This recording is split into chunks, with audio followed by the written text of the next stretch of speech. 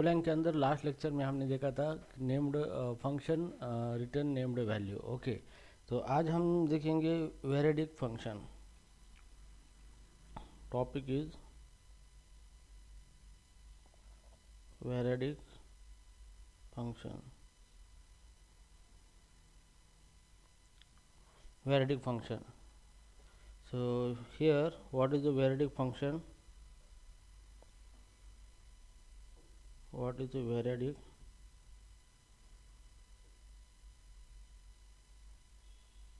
function?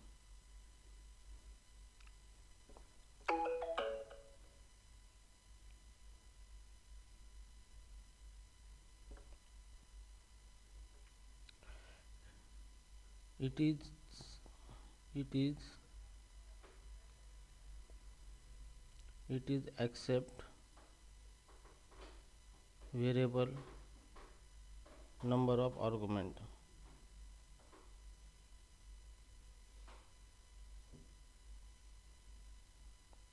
Okay, अभी वेरिडिक function क्या होता है कि नॉर्मली हम फंक्शन को क्या करते हैं कि जितने पैरामीटर है उतने आर्गूमेंट पास करते हैं। ठीक है, जैसे कि यहाँ पे मान लो मेरे पास एक फंक्शन है फंक डेमो, और मैंने इसको एक नेम पैरामीटर दिया है स्ट्रिंग टाइप का। ठीक है, अब इस फंक्शन को ये फंक्शन प्रिंट करेगा fmt.println, नेम की वैल्यू प्रिंट करेगा जो है वो। ठीक है, तो मुझे ये यहाँ पे पैरामीटर काउंट कितना है, यहाँ पे ओनली 1 काउंट है, वो एक ही पैरामीटर है। ठीक है, तो जैसे मैं इस फंक्शन को कॉल करूँगा डेमो, तो जैसे कॉल करते हुए जितना पैरामीटर है उतना आर्गुमेंट मुझे लिखना पड़ेगा, जैसे कि नागेश। ठीक है, तो जितने पैरामीटर उतने आर्गुमेंट, ये आर्गुमेंट है, ये आर्गुमेंट 1 है। ठीक है, तो नॉर्मली इस तरीके से प्रोग्रामिंग हमने की है अब तक। ओके, लेकिन अभी यहाँ पे हमें क्या करेंगे, जैसे ये डेमो फंक्शन ऑलरेडी है यहाँ पे डेमो को हम मल्टीपल पैरामीटर पास करेंगे, जैसे नागेश है, गंगा है, सारिका है, कितने भी पैरामीटर उसको आर्गुमेंट उसको पास करेंगे। यहाँ पे कोई फिक्स नहीं है कि मैं 2 करूँगा, 4 करूँगा, 5 करूँगा, तो कितने भी कर सकता हूँ, इसका और पैरामीटर का कोई संबंध नहीं है। कितने पैरामीटर होने चाहिए उतने आर्गुमेंट हम पास करेंगे, ऐसा कुछ नहीं है। हम वेरिएबल नंबर ऑफ आर्गुमेंट पास करेंगे फंक्शन को, और इसी कॉन्सेप्ट को कहा जाता है, इस टाइप के फंक्शन को वेरिडिक फंक्शन कहा जाता है। ठीक है, वेरिडिक फंक्शन का मेन पर्पज ये होता है कि आप पैरामीटर कितने भी डिक्लेयर करो, लेकिन आर्गुमेंट आप कितने भी पास कर सकते हो सेम टाइप के। ठीक है, तो ये हो गया वेरिडिक फंक्शन। अब यहाँ पे हम सिंटैक्स लिखेंगे वेरिडिक फंक्शन का। सिंटैक्स यहाँ पे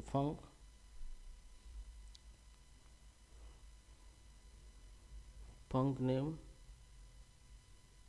और यहाँ पे एक वेरिएबल डिक्लेयर करता हूँ जैसे पैरा, और यहाँ पे आपको देना है, मान लो इंटीजर टाइप की वैल्यू लेगा डॉट 3 डॉट और ये data type 3 dot data type. यहाँ पे variable name var name 3 dot data type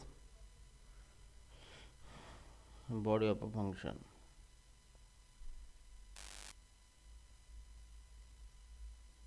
body of a function. ठीक है, तो ये क्या हो गया इसका, इस टाइप का जो भी फंक्शन होता है इसी को कहा जाता है वेरिडिक फंक्शन। ठीक है, तो यहाँ पे ये जो है, यहाँ पे वेरिएबल नेम है, यहाँ पे वेरिएबल नेम, और यहाँ पे 3 डॉट दे के आप डेटा टाइप यहाँ पे दे दिया है, तो ये होता है आपका वेरिएबल नंबर ऑफ पैरामीटर। ठीक है, तो इस तरीके से आप वेरिडिक फंक्शन क्या कर सकते हो, बना सकते हो। ठीक है, तो चलो इसका लाइव एग्जांपल देखते हैं हम यहाँ पे। एग्जांपल, मुझे एक फंक्शन बनाना है, जैसे कि फंक्शन का नाम है डेमो, और यहाँ पे हम एक नम नाम का वेरिएबल डिक्लेयर करेंगे, और ये 3 डॉट और ये इंटीजर टाइप का फंक्शन होगा और ये इंटीजर टाइप के आर्गूमेंट ले लेगा। ठीक है, तो यहाँ पे ये फंक्शन हमने बनाया है, इसको ब्लैंक छोड़ा है अभी तक, और यहाँ पे fmt.println, और ये यहाँ पे हमने क्या किया है, नम को प्रिंट किया है, यहाँ पे नम को हमने प्रिंट कर दिया यहाँ पे। ठीक है, अब ये फंक्शन है जिसको कॉल करना है, तो इस तरीके से कॉल करेंगे। फंक्शन का नाम का है डेमो, और मैं यहाँ पे 10 दे सकता हूँ, 20 दे सकता हूँ, 50 दे सकता हूँ। ठीक है, यहाँ पे कितने आर्गूमेंट मैंने पास किए, यहाँ पे 3 आर्गूमेंट। ठीक है, कभी मैं सेम फंक्शन को फिर से कॉल करना चाहूँगा, डेमो 10, 20, 80, 90, 60। यहाँ पे कितने आर्गूमेंट पास किए, 2, 4, 5। तो यहाँ पे मैंने 5 आर्गूमेंट को क्या किया है, पास किया। तो यहाँ पे कोई फिक्स नहीं है कि आर्गूमेंट कितनी पास करने चाहिए, लेकिन ये एक्सेप्ट करेगा, जितने चाहे उतने आर्गूमेंट पास करेगा। ठीक है, तो इस कंसेप्ट को कहा जाता है वेरिएटिक फंक्शन, इस तरीके से इसको रेफर किया जाता है, variadic function. Okay, so right now here अभी ये इंटरनली कैसे वर्क करता है। ठीक है, सो जैसे ये फंक्शन यहाँ पे कॉल होता है, डेमो फंक्शन के पास जाता है, और ये है इसके जो ये आर्गुमेंट है, ये एक एरे में कन्वर्ट हो जाते हैं इस तरीके से। कितने हैं, 3 एटम है, यहाँ पे 3 का यहाँ पे एरे बन जाता है, मेमोरी लोकेशन 10, 20 और 50। ठीक है, और ये पास हो जाता है इसी को नम को। ठीक है, और पास होने के बाद जैसे भी हम इसको यहाँ पे प्रिंट करेंगे, तो जैसे प्रिंट करेंगे तो आउटपुट इस तरीके से आ जाएगा हमारा 10, 20, 30, ठीक है, 50, इस तरीके से। ठीक है, ना अभी हमने सेकंड यहाँ पे कॉल किया है फंक्शन, तो सेकंड टाइम यहाँ पे क्या होगा, डेमो फंक्शन कॉल हुआ है, ये डेमो फंक्शन के पास चला जाएगा यहाँ पे, और ये जो है इसका एरे बनेगा यहाँ पे इसका, तो इस तरीके से एरे बनेगा इसका। तो कितने एलिमेंट है, 5, 1, 2, 3, 4, 5, और यहाँ पे 10, 20, 80, 90 और 60, और ये पास हो जाएगा नम को। ठीक है, और यहाँ पे हमने उसको प्रिंट कर दिया, तो आउटपुट में आ जाएगा इस तरीके से 10, 20, 80, 90 एंड 60, इस तरीके से। तो इस तरीके से वेरिएटिक फंक्शन काम करता है, आपका variable number of argument function इस तरीके से काम करता है। ठीक है, तो यहाँ पे आपको इंटरव्यू में क्वेश्चन इसके ऊपर भी पूछा जा सकता है। ओके,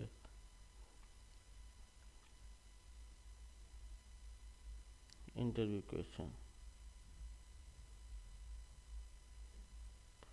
ओके, इस तरीके से। ठीक है, ये हो गया वेरिएटिक फंक्शन। अभी हम देखेंगे आगे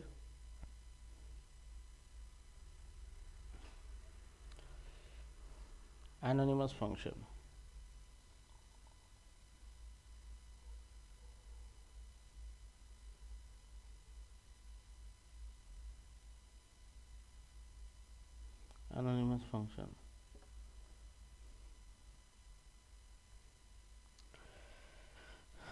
anonymous function, anonymous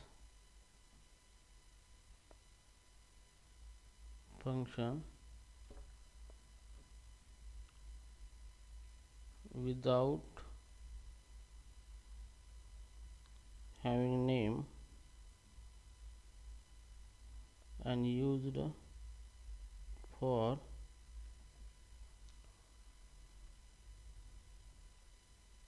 short live task। ठीक है, अब यहाँ पे एक फंक्शन का टाइप होता है, this is called as anonymous function. Okay, तो एनोनिमस फंक्शन का मतलब ये होता है कि फंक्शन विदाउट नेम, फंक्शन को कोई नेम नहीं होता है, और इसका यूज़ किस लिए करते हैं हम कि हमारा कोई शॉर्ट लाइव टास्क करना है, इसलिए इस फंक्शन का हम इस्तेमाल क्या करते हैं, तो इसी को कहा जाता है एनोनिमस फंक्शन। ठीक है, तो यहाँ पे दो है एनोनिमस फंक्शन के अंदर। There is a two approach of anonymous function, there is two approach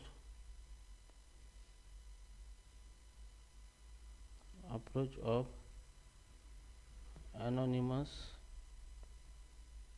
function। तो नंबर 1 है function expression,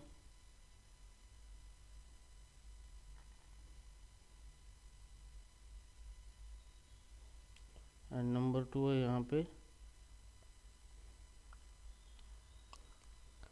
self calling function.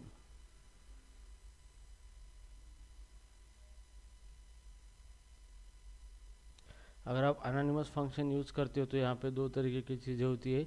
एक होता है फंक्शन एक्सप्रेशन, ओके, और दूसरा होता है सेल्फ कॉलिंग फंक्शन। ठीक है, तो यहाँ फंक्शन एक्सप्रेशन पहली बात लिखेंगे, नंबर 1 फंक्शन एक्सप्रेशन।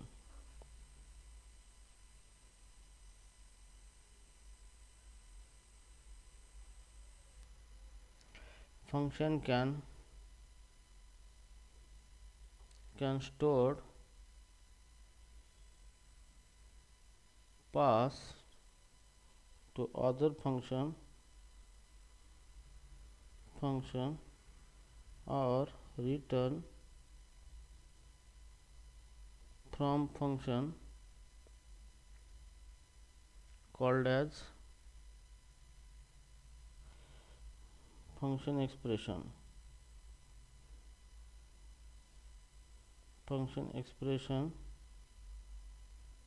और फर्स्ट क्लास ऑब्जेक्ट। ठीक है, तो यहाँ पे ये चीज़ इम्पोर्टेंट है यहाँ पे।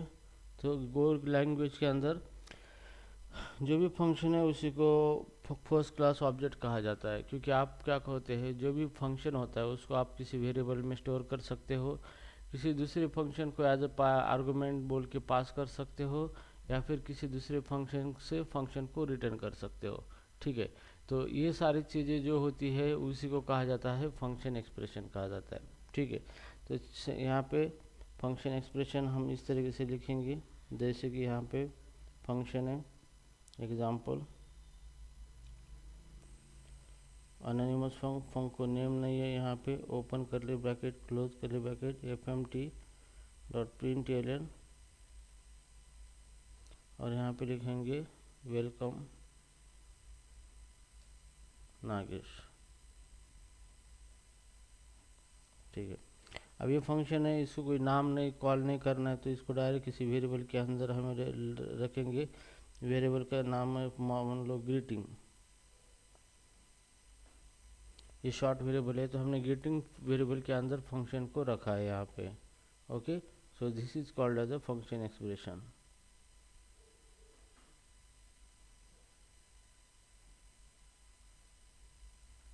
This is called as a function expression. ठीक है, इसको फंक्शन एक्सप्रेशन कहा जाता है। अब इसको कॉल करना है तो मुझे ग्रीटिंग का इस्तेमाल करना होगा, ग्रीटिंग और सेमीकोलन। जैसे ही मैं इसको कॉल करूँगा ऑटोमेटिकली ये फंक्शन रन होगा और उसके अंदर जो लिखा है वो एग्जीक्यूट होगा और आउटपुट में आपको मिलेगा मैसेज जो हमने वहाँ पे लिखा है, वेलकम नागेश। इस तरीके से फंक्शन काम करता है। ठीक है, हम आर्गुमेंट भी ले सकते हैं यहाँ पे, पैरामीटर इन फंक्शन एक्सप्रेशन।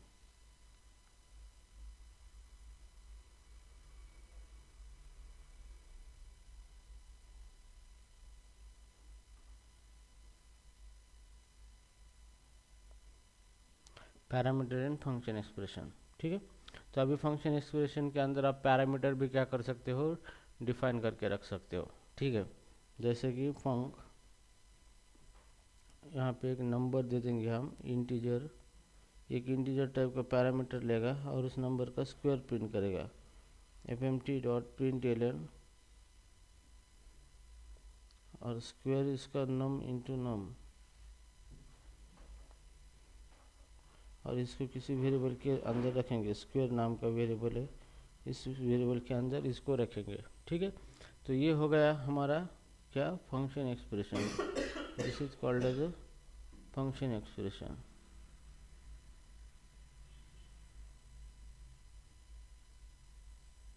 इसी को हम कहते हैं फंक्शन एक्सप्रेशन कहते हैं, ठीक है। अब इसको रन करना है तो मुझे स्क्वायर को कॉल करना पड़ेगा, स्क्वायर, और यहाँ पे एक आर्गूमेंट पैरामीटर है तो मुझे आर्गूमेंट पास करना पड़ेगा, 4 पास करूँगा मैं, ठीक है। तो जैसे भी यहाँ पे क्या होगा, इस स्क्वायर फंक्शन जैसे कॉल होगा 4 चला जाएगा नम के अंदर, और 4 इंटू 4 कितना हो जाएगा आउटपुट 16, आपको यहाँ पे आउटपुट आ जाएगा 16,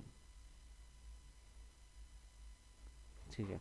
तो इस तरीके से क्या करते हैं, फंक्शन रन कर सकते हैं आप इसको फिर से रन कर सकते हैं, स्क्वायर 5 दे दिया है आपने, तो फंक्शन फिर से स्क्वायर फंक्शन कॉल होगा ये, और यहाँ पे इसके अंदर चला जाएगा 5, और यहाँ पे 5 इंटू 5 25, और आउटपुट यहाँ पे क्या आएगा 25 आ जाएगा, ठीक है। तो आप फंक्शन कितनी भी बार कॉल कर सकते हो, मल्टीपल टाइम रीयूज कोड को रीयूज कर सकते हो आप, ठीक है। So this is called as a function expression, ठीक है। अब फंक्शन एक्सप्रेशन ये, अब return value, function expression can return value, function expression भी वैल्यू रिटर्न कर सकता है, return value from function expression.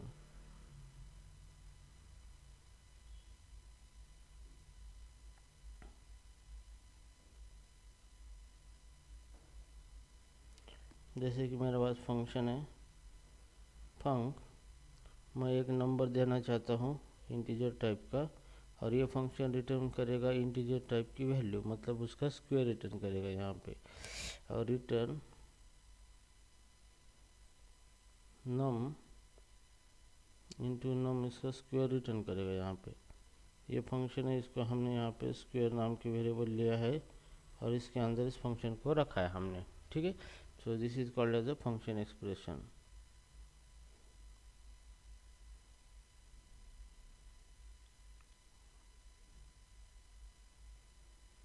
This is called as a function expression, ठीक है। तो यहाँ पे हमने उसका ये फंक्शन एक्सप्रेशन लिखा है, ये है इसका return type, this is called as a return type, ठीक है। तो ये फंक्शन है, इसको रखा गया है स्क्वायर के अंदर, इसको हमने क्या किया है, स्टोर किया है, इसको नेम नहीं है। अभी हम इसको कॉल करना है, यहाँ पे रन करना है, तो स्क्वायर का फंक्शन का वेरिएबल का नाम है स्क्वायर, और उसके अंदर एक पैरामीटर है, तो एक वैल्यू रखेंगे 4। तो जैसे फंक्शन कॉल होगा यहाँ पे मैं रिजल्ट के अंदर उसकी वैल्यू ले लूँगा, और fmt डॉट println रिजल्ट को प्रिंट कर दूँगा। जैसे स्क्वायर कॉल होगा, ये फंक्शन कॉल होगा, 4 चला जाएगा नम के अंदर, यहाँ पे कैलकुलेशन होगा 4 इंटू 4, और ये रिटर्न होगा 16। जैसे भी ये रिटर्न होगा यहाँ पे आएगा, और यहाँ पे कितना करेगा रिटर्न 16 चला जाएगा रिजल्ट के अंदर, और हमने प्रिंट किया है रिजल्ट, तो आउटपुट कितना आएगा 16 आ जाएगा।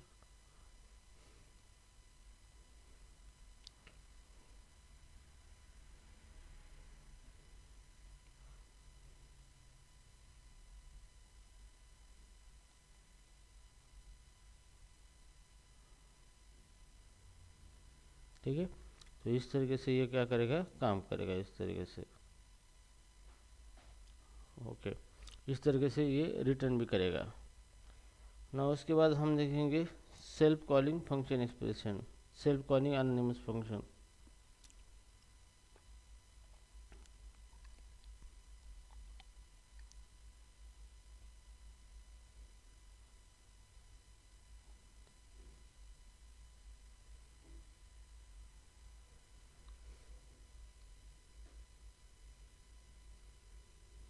ठीक है, अब सेल्फ कॉलिंग एनोनिमस फंक्शन, तो आज तक हमने फंक्शन को नाम से कॉल किया है, अभी एनोनिमस फंक्शन जो होता है वो सेल्फ ही कॉल करेगा खुद को ही।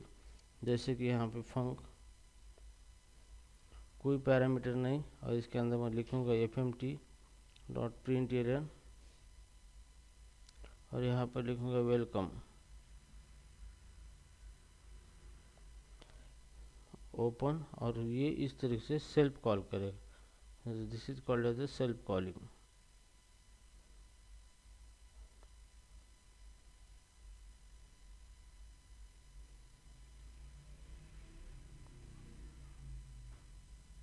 Self calling anonymous function. ठीक है, तो यहाँ पे फंक्शन है, सेल्फ कॉल कर रहा है, और जैसे सेल्फ कॉल करेगा वो फंक्शन के अंदर चला जाएगा और जो लाइन लिखा है वो रन होगा आउटपुट। तो आउटपुट में आ जाएगा वेलकम। वेलकम आउटपुट में वेलकम आ जाएगा यहाँ पे। ठीक है, सेल्फ कॉलिंग के फंक्शन के अंदर पैरामीटर भी लिख सकते हैं। Parameter in self calling function.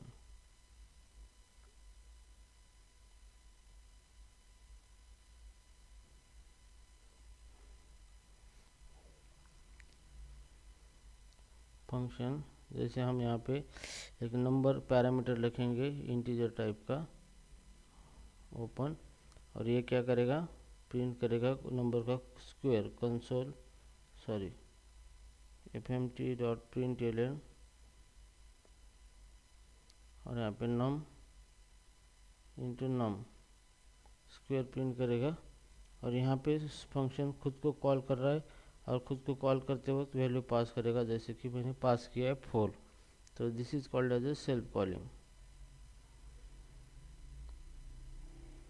Self calling function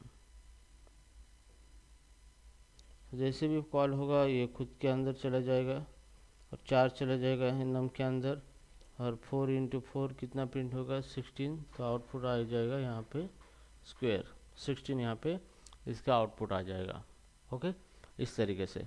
so right now here function return भी करेगा, self calling function return value.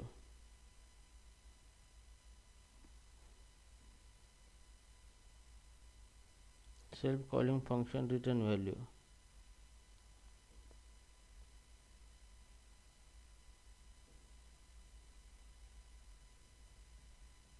तो सेल्फ कॉलिंग फंक्शन कुछ वैल्यू को रिटर्न भी कर सकता है। मान लो मुझे क्यूब निकालना है फंक्शन का, फंक्शन, और यहाँ पे एक नंबर ले लेगा नम इंटीजर टाइप का, और एक इंटीजर टाइप का वो रिटर्न करेगा।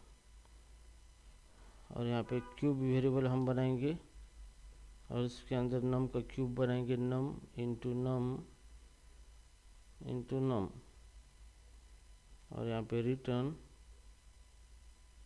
क्यूब को रिटर्न करेंगे, क्यूब को। ठीक है, फिर रिटर्न करने के बाद ये फंक्शन खुद को ही कॉल करेगा, कॉल करते वक्त नम को वैल्यू पास करेगा, जैसे 4 पास किया उसने।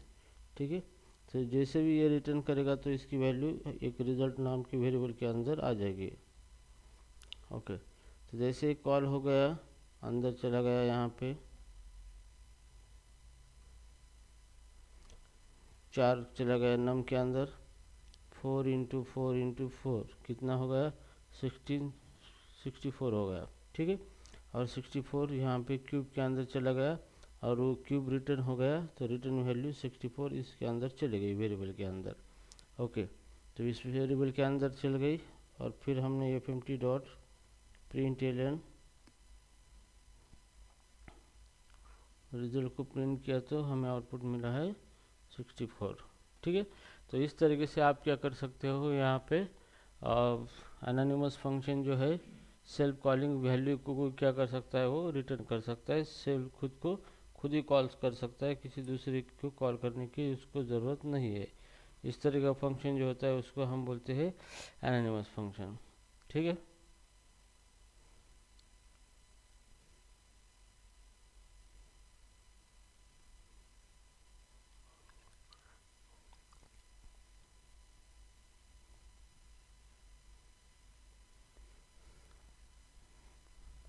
तो यहाँ पे पॉइंट लिख देता हूँ, first class function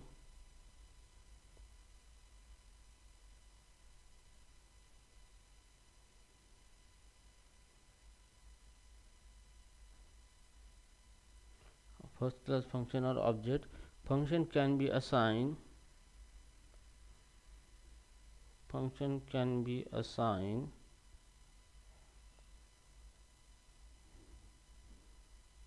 to number 1 variable. Number 2, pass as argument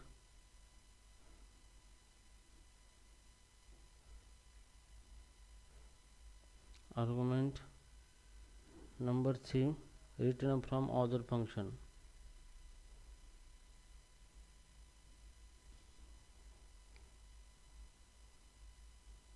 Other function called as first class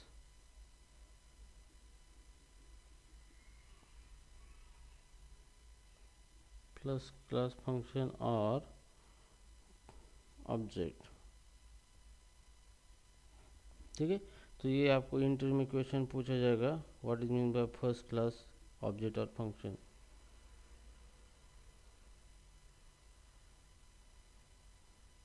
ठीक है, तो आपको बता देना है कि कोई भी फंक्शन है वेरिएबल के अंदर हम स्टोर करके रख सकते हैं, किसी दूसरे फंक्शन को आर्गुमेंट तौर पे पास कर सकते हैं, या फिर किसी फंक्शन को हम रिटर्न कर सकते हैं, उसी को कहा जाता है फर्स्ट क्लास फंक्शन और फर्स्ट क्लास ऑब्जेक्ट कहा जाता है। ठीक है, तो here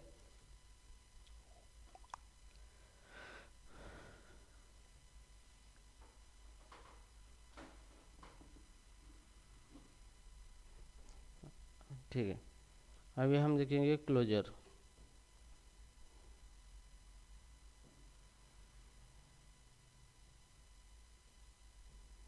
closures,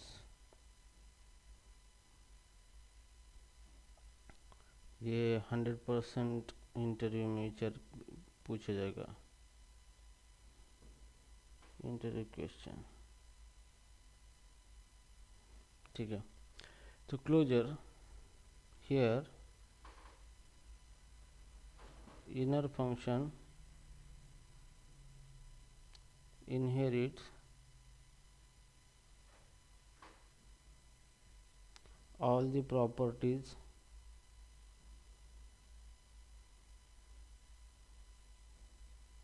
of outer function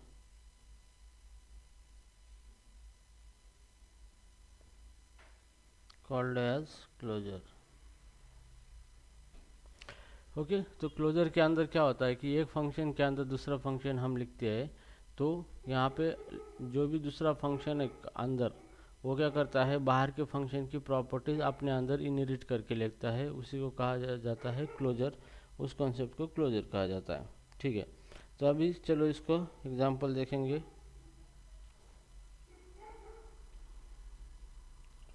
एक फंक्शन है हमारे पास फंक, इसको नाम देंगे आउटर,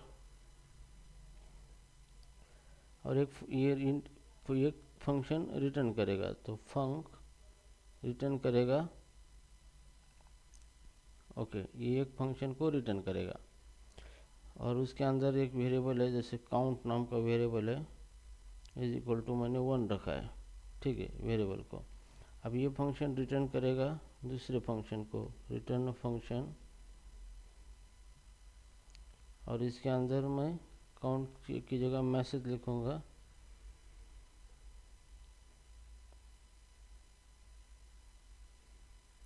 वेलकम। ठीक है, और ये फंक्शन क्या करेगा, fmt डॉट println, और दूसरे फंक्शन क्या करेगा, आउटर फंक्शन का वेरिएबल प्रिंट करेगा मैसेज, और यहाँ पे क्लोज कर ब्रैकेट। देखो, अब यहाँ पे एक फंक्शन है, this is called as outer function, outer function ये रिटर्न कर रहा है इनर फंक्शन, इनर फंक्शन।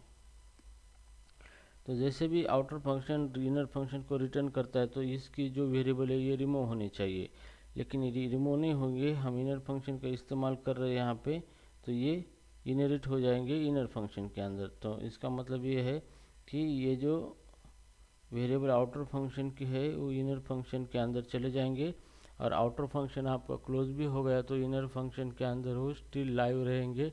इसी कॉन्सेप्ट को कहा जाता है क्लोजर कहा जाता है। ठीक है, अब इस प्रोग्राम को मैं रन कर देता हूँ। यहाँ पे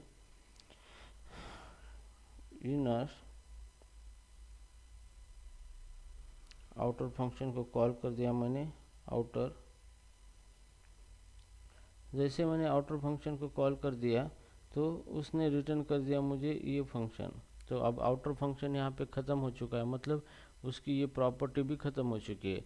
लेकिन ऐसा नहीं होता, जैसे कि inner outer function inner function को इन्हें रिटर्न करता है, तो आउटर फंक्शन की जो भी प्रॉपर्टी है वो इनर फंक्शन के अंदर चली आती है। तो यहाँ पे आउटर ने क्या रिटर्न किया है, ये फंक्शन रिटर्न किया है, this function is return by outer function. तो ये फंक्शन किसके अंदर चला गया, इनर के अंदर चला गया, और आउटर फंक्शन क्या हो गया, क्लोज हो गया। ठीक है, आउटर फंक्शन यहाँ पे क्लोज हो गया। ना इसके बाद इसके बाद यहाँ पे इनर के अंदर ये इनर फंक्शन चला गया। फिर मैंने इनर को कॉल किया, इनर इस तरीके से। तो जैसे भी इनर को कॉल किया तो ये इनर फंक्शन कॉल हुआ, और उसके अंदर स्टिल मैसेज प्रॉपर्टी लाइव है, तो उसका आउटपुट यहाँ पे आ गया। आउटपुट था उसका वेलकम।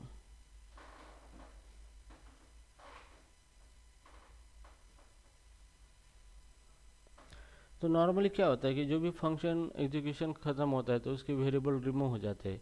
लेकिन यहाँ पे आउटर फंक्शन ने एक इनर फंक्शन रिटर्न किया है जिसके अंदर आउटर फंक्शन का वेरिएबल यूज हुआ है। लेकिन रिटर्न होने के बाद भी हम इनर फंक्शन को जब कॉल कर रहे तो आउटर फंक्शन का वेरिएबल स्टिल लाइव है वहाँ पे। तो इस कंसेप्ट को कहा जाता है क्लोजर कहा जाता है। ठीक है, तो ये इंटरव्यू में ऑटोमेटिकली आपको पूछा जाता है। तो सिंपली क्लोजर का मतलब ये होता है कि outer function inner function inherits property of outer function. तो जो भी इनर फंक्शन है आउटर फंक्शन के अंदर, तो वो ऑटोमेटिकली आउटर फंक्शन की प्रॉपर्टी अपने अंदर लेता है, और आउटर फंक्शन एग्जीक्यूशन ख़त्म होने के बाद भी वो उस प्रॉपर्टी को यूज कर सकता है खुद। ठीक है, तो इसी कंसेप्ट को कहा जाता है क्लोजर। तो आपको इंटरव्यू में ये क्वेश्चन पूछा जा सकता है क्लोजर के बारे में। यहाँ पे 100% इंटरव्यू क्वेश्चन है ये क्लोजर का।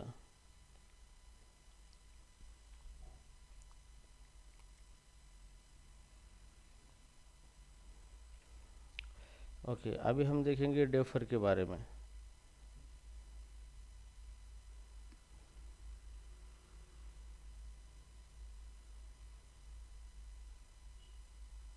Defer, postpone,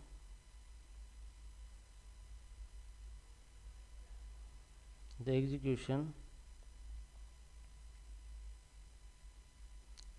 of a function until the surrounding function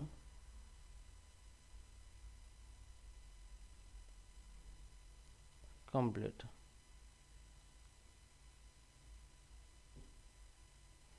ठीक है, अब फंक्शन को हम डेपर लगाते हैं, तो किसी फंक्शन को कॉल करते हैं और वहाँ पे डेपर लगाते हैं, तो उसका मतलब वो फंक्शन कॉल होगा, लेकिन कब, सराउंडिंग फंक्शन पूरा कंप्लीट होने के बाद वो लास्ट में कॉल होगा, उसी को हम डेपर कहते हैं। ठीक है, जैसे कि यहाँ पे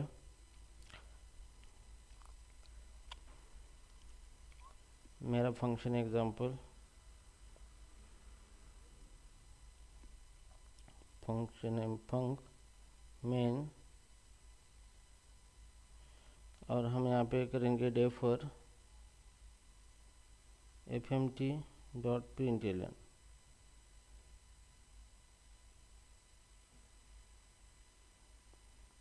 वेलकम, और नीचे एक लिखता हूँ मैं fmt.println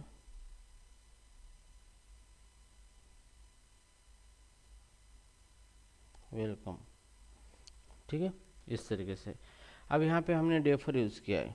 ठीक है, तो कंडीशन तो एक यहाँ पे कितना लाइन ऑफ कोड है, यहाँ पे लाइन नंबर 1 है, लाइन नंबर 2 है, लाइन नंबर 3 है, लाइन नंबर 4 है। ठीक है, तो अगर हम नॉर्मल एग्जीक्यूशन अगर करते हैं तो पहले ये रन होना चाहिए, बाद में ये रन होना चाहिए। लेकिन यहाँ पे हमने डेफर यूज़ किया है, तो डेफर यूज़ करने के बाद यहाँ पे जो भी हमने डेफर क्या किया है, इस फंक्शन को डेफर किया है। तो ये फंक्शन हमने कॉल किया है, लेकिन ये क्या करता है, इस फंक्शन को अभी नहीं कॉल करेगा, पहले इसको कॉल करेगा, और लास्ट में कुछ नहीं है तो फिर लास्ट में एट द एंड इस फंक्शन को कॉल करेगा। ठीक है। तो इसी को कहा जाता है डेफर कहा जाता है। ठीक है। तो जैसे भी हम डेफर करेंगे फंक्शन, ये स्टैक मेंटेन होता है इस तरीके से, स्टैक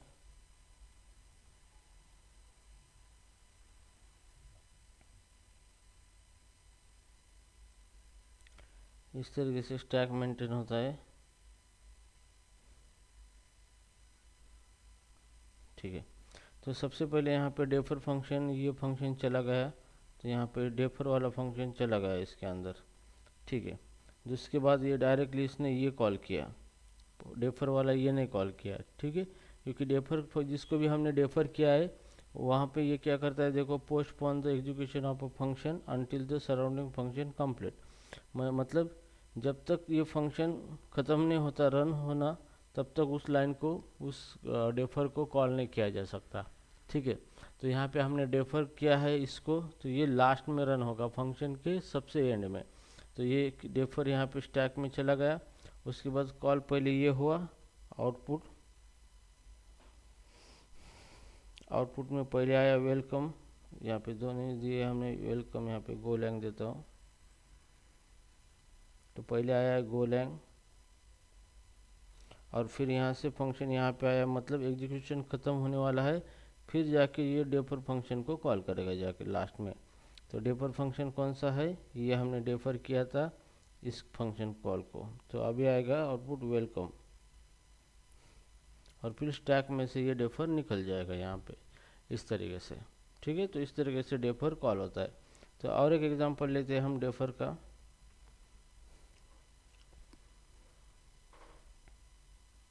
डेफर फंक मेन fmt.println वेलकम, इसको मैंने डेफर कर दिया इसको, फिर इसको मैंने डेफर कर दिया fmt.println गोलैंग, फिर मैंने यहाँ पे लिखा है fmt.println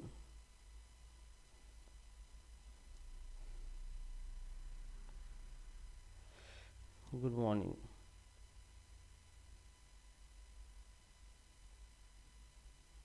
गुड मॉर्निंग लिखा मैंने। ठीक है। ये फंक्शन हमारा रन हो रहा है। ठीक है। तो डेफर रन होते वक्त एक स्टैक मेंटेन होता है इस तरीके से।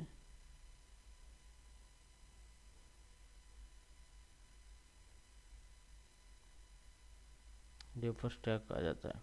ठीक है। तो यहाँ पे लाइन नंबर 1 रन होना था, ये नहीं रन हुआ, तो ये स्टैक में चला जाएगा, डेफर 1, डेफर फर्स्ट, फिर बाद में उसको डेफर दूसरा मिल गया, फिर यहाँ पे डेफर सेकंड। ठीक है। फिर यहाँ पे डेफर है नहीं है, तो ये रन हो गया यहाँ पे। तो आउटपुट पहले गुड मॉर्निंग आएगा,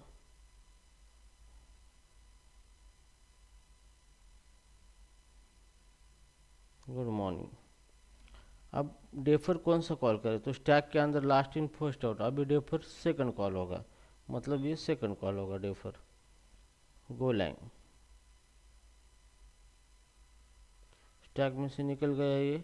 अब स्टैक में रिमेनिंग क्या है, डेफर 1, तो डेफर 1 ये है, तो ये डेफर 1 कॉल होगा वेलकम। ठीक है। तो इस तरीके से क्या होता है, आपका डेफर काम करता है, और फिर स्टैक यहाँ पे एम्प्टी हो जाता है सारे डेफर रन होने के बाद। तो इस तरीके से क्या होता है, आपका डेफर रन होता है। ठीक है। तो डेफर के ऊपर भी यहाँ पे 101% इंटरव्यू क्वेश्चन आपको पूछे जाएंगे।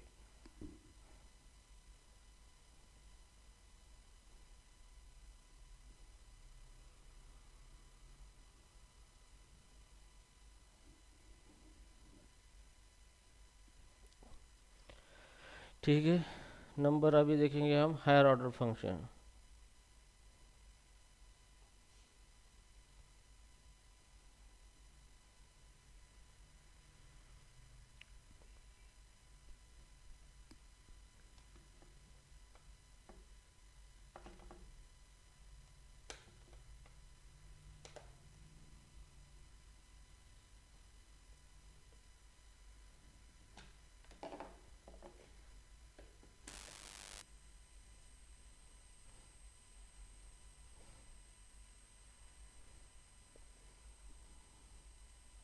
अभी हम देखेंगे higher order function.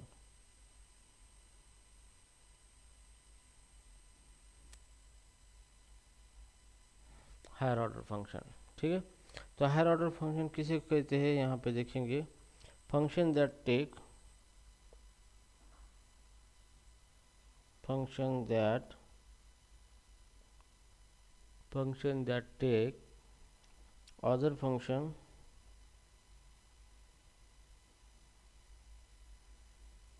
other function as a parameter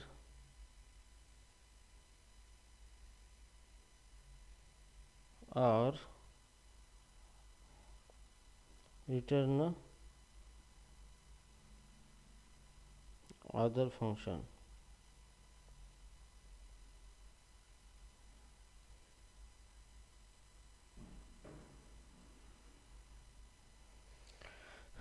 okay, तो हायर ऑर्डर फंक्शन का मतलब क्या है कि जो भी फंक्शन है, एक तो वो किसी दूसरे फंक्शन को रिटर्न करेगा या तो फिर किसी दूसरे फंक्शन को एज अ पैरामीटर ले लेगा, ठीक है, मतलब आर्गुमेंट ले लेगा, ठीक है। तो इस टाइप के फंक्शन को कहा जाता है हायर ऑर्डर फंक्शन, ठीक है।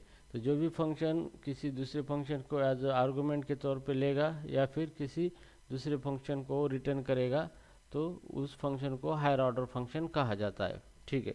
तो चलो हम इसका एग्जांपल देखेंगे यहाँ पे। अब मेरे पास फंक्शन है यहाँ पे फंक डेमो, और ये फंक्शन कुछ रिटर्न नहीं करेगा, fmt.println यहाँ पे गुड नाइट मैसेज मैं प्रिंट करूँगा इसके अंदर, ठीक है। और मैं दूसरा एक फंक्शन ले लूँगा यहाँ पे फंक ग्रीटिंग, और यहाँ पे पैरामीटर लिखूँगा यप, इसका टाइप होगा फंक, ओके, फंक टाइप होगा इसका। और ये क्या करेगा, इस फंक्शन को कॉल करेगा यहाँ पे, ठीक है, यहाँ पे। तो अभी मैं यहाँ पे देखो, अभी यहाँ पे फंक्शन दो है, फंक्शन 1 है ये डेमो, और यहाँ पे फंक्शन 2 है यहाँ पे। अब फंक्शन डेमो तो प्लेन फंक्शन है जिसके अंदर ना पैरामीटर लिए है ना कुछ नहीं लिया है, लेकिन फंक्शन 2 जो है ये फंक्शन है हायर ऑर्डर फंक्शन। क्या है, हायर ऑर्डर। क्यों, क्योंकि इसके अंदर एक पैरामीटर है f जो कि किसी दूसरे फंक्शन को लेने वाला है। तो ऐसा फंक्शन होता है जो कि किसी दूसरे फंक्शन को पैरामीटर के तौर पर डिक्लेयर करता है एग्जीक्यूट करने के लिए, या फिर किसी दूसरे फंक्शन को रिटर्न करता है। इस तरह का जो भी फंक्शन होता है उसी को कहा जाता है हायर ऑर्डर फंक्शन। तो यहाँ पे ग्रीटिंग क्या करता है, किसी दूसरे फंक्शन को पैरामीटर के तौर पे ले रहा है ये, और उसको यहाँ पे कॉल किया है इसने, तो ग्रीटिंग क्या हो गया, ये हायर ऑर्डर फंक्शन हो गया, ठीक है। तो राइट नाउ हियर मैं ग्रीटिंग को कॉल करूँगा, ग्रीटिंग को, और इसको फंक पास करना है डेमो, तो ये डेमो पास कर दूंगा मैं इसको, किसी दूसरे फंक्शन को पास किया है मैंने, ओके। तो जैसे भी ये ग्रीटिंग रन होगा फंक्शन के अंदर चला आएगा, और ये डेमो फंक्शन जो है ये इसके अंदर चला जाएगा। फिर यहाँ पे आके ये कॉल करेगा यप को, यप का मतलब डेमो है, तो डायरेक्टली ये फंक्शन कॉल होगा, और इसके अंदर जो लिखा है आउटपुट में आ जाएगा गुड नाइट।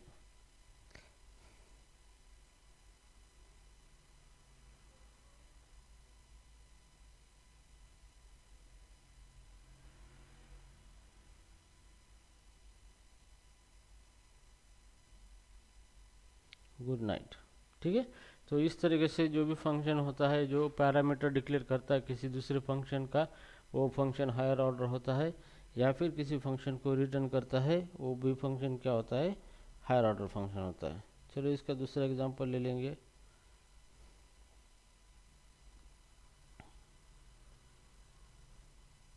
फंक डेमो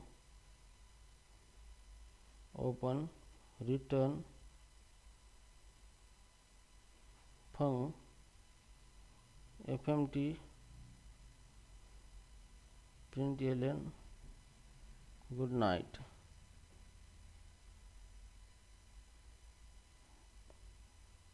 ओपन करेंगे और ख़त्म कर देंगे यहाँ पे। तो इस केस में डेमो ये क्या है, हायर ऑर्डर फंक्शन है।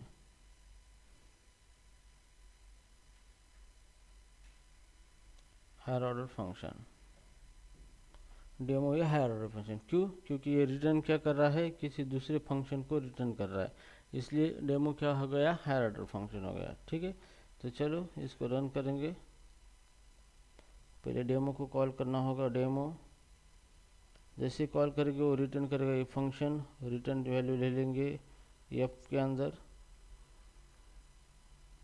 एफ के अंदर इनर फंक्शन आ चुका है और फिर एफ को कॉल करेंगे। तो जैसे कॉल करेंगे एफ को तो ये इनर फंक्शन कॉल होगा और इसके अंदर जो कोड लिखा है ये आउटपुट आ जाएगा, गुड नाइट।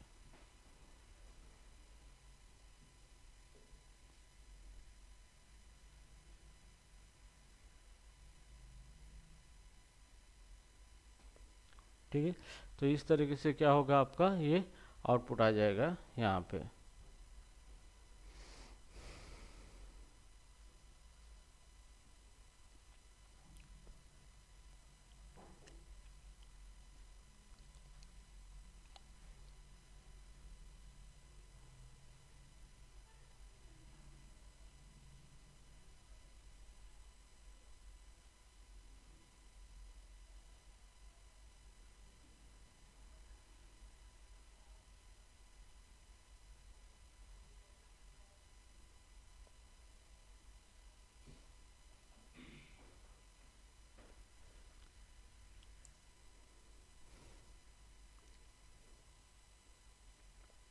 अभी लेंगे हम फंक्शन पॉइंटर।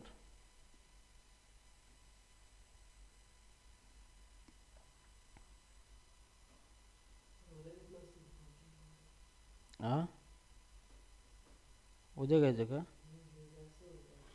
ओके, ठीक है, सार का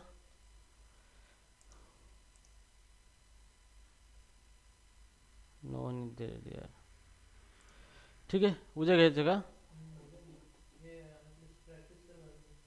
ओके।